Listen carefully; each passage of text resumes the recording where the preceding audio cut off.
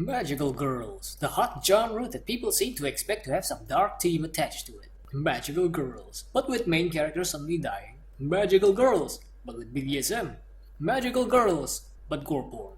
Magical girls, but Nazis. Anyways, here we have Magical Girl Celesphonia. What kind of fucking name is that?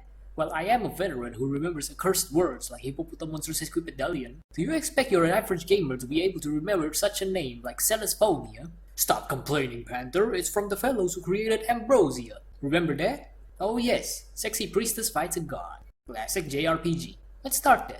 Okay, you want me to answer some questions? Alright, is the character a virgin? Of course. Hang on, let me see the non-virgin option first. Ooh, I can choose who I lost my virginity to.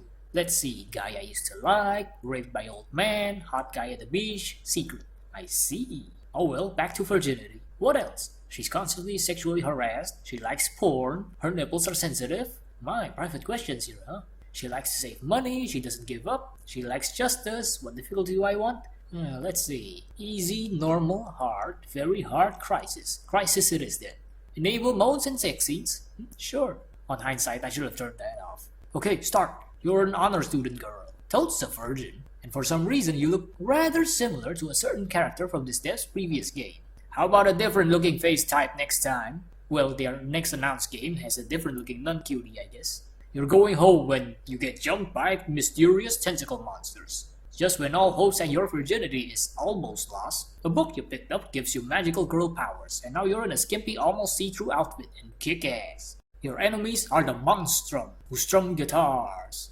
Who are unaffected by conventional weapons, though a flashbang grenade can still stun them, so... The monstrum are here to take over the world and turn women into breeding slaves. Kids these days call that based. So yeah, that's the plot. Fight the evil monsters and eventually the legendary super monster who leads them.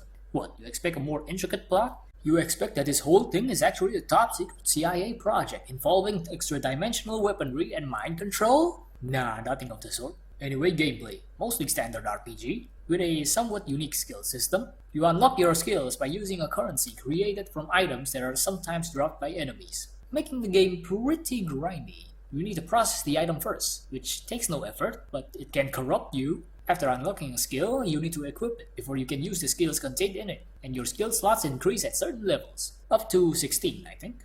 Since I had the audacity to pick Crisis as my difficulty, I had to suffer. Just the first dungeon though. The game doesn't encourage grinding for too long as there seems to be some miasma meter which raises corruption if it's too high. The first boss is hell, having brutal amounts of HP and damage, and the fucker has 2 mobs with him.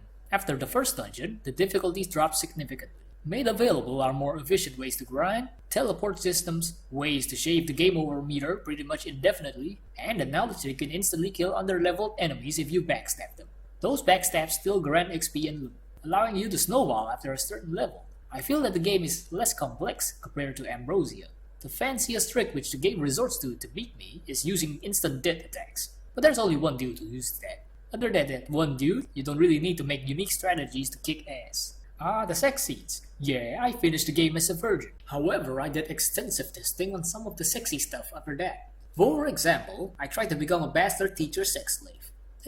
It's okay I guess. I tried getting erotically photographed. That one was crap, we never went further than a sucky. I tried live streaming getting gangbanged. It's okay I guess. I tried getting raped by human mobs, a lot of times. And that one's pretty good. I also successfully got pregnant a few times. I didn't try getting raped by monsters, most of them are just weird torture sex and tentacles anyway. I also tested walking out in the city naked, and only about half of the NPCs have some extra response dialogue. Only 1 or 2 men asked for a handjob. Other than that, apparently the morals in the city are pretty okay. Maybe I should have tested that in conjunction with the game over meter. The problems in Ambrosia are also, namely you can just become a slut in the span of a single in-game time period by reading 50 porn books.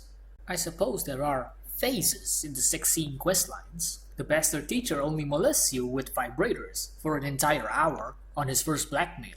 I suppose that alleviates the problem a bit. Wait a fuck, Ambrosia also had this. False alarm, nothing's changed. The biggest problem here is personal. The standard sex scenes just don't vibe with me. Yeah sure, I am popping erections at it, but I'm getting an erection more out of the concepts rather than the visuals. Man, look at this smart ass getting erections from concepts. The concepts are pretty hot, you know. getting deflowered by a blackmailing bastard teacher, getting deflowered by worthless human enemies, getting deflowered on a live stream. Oops, I'm reading my preferences show.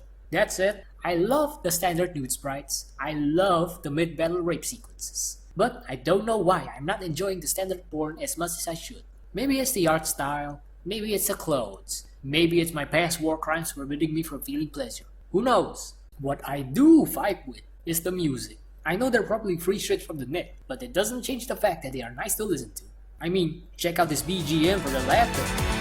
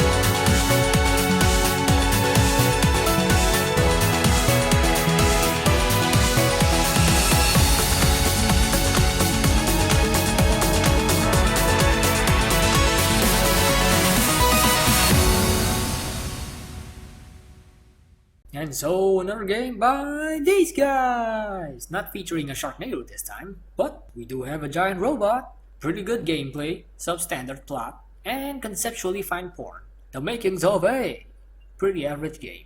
But I did have fun with it. I prioritized playing it over studying for my 2 finals and 3 assignments which were coming the week I'm writing this. But I'll be a bit strict here and put this in the acceptable tier, rather than pretty good. So yeah, a virtuous magical girl. Either keep her a virgin or turn her into a slut, if you're interested.